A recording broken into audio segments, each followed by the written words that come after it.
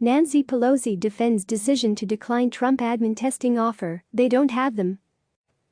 Washington House Speaker Nancy Pelosi on Monday defended her decision along with Senate Majority Leader Mitch McConnell to decline an offer from the Trump administration to deploy rapid coronavirus testing capabilities to Capitol Hill and said that tests should go to Americans on the front lines of the crisis.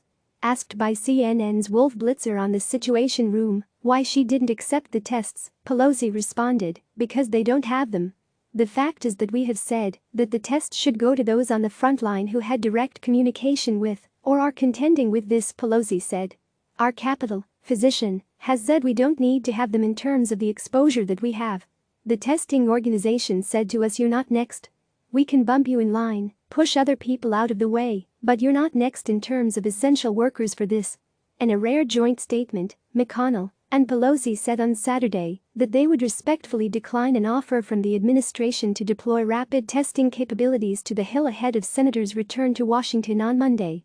Instead, the two congressional leaders said they want to keep directing resources to the frontline facilities dealing with the pandemic and that lawmakers will use current testing protocols that the Office of the Attending Physician has put in place until these speedier technologies become more widely available. President Donald Trump responded to their stance over the weekend in a tweet chalking up the decision to politics. Pelosi said Monday that our first responders and the rest, they should be getting this before we do. "I don't know that there's one member of Congress who says I want to have a test before my constituent who really needs one gets one." The Senate reconvened in Washington on Monday with Senate Democrats voicing frustration over the decision to bring the chamber back into session amid the pandemic and without imminent plans to take up further relief legislation. The full House of Representatives is not scheduled to come back into session this week. Congressional Democrats have repeatedly argued that testing capacity must be expanded amid persistent reports of shortages and difficulty accessing tests. "We must insist on the truth," Pelosi said. "As we go forward, we must insist upon the truth, and the truth can only be gained by finding out how many people are affected by this. What's the key to ending this? The key is testing, testing, testing," she said.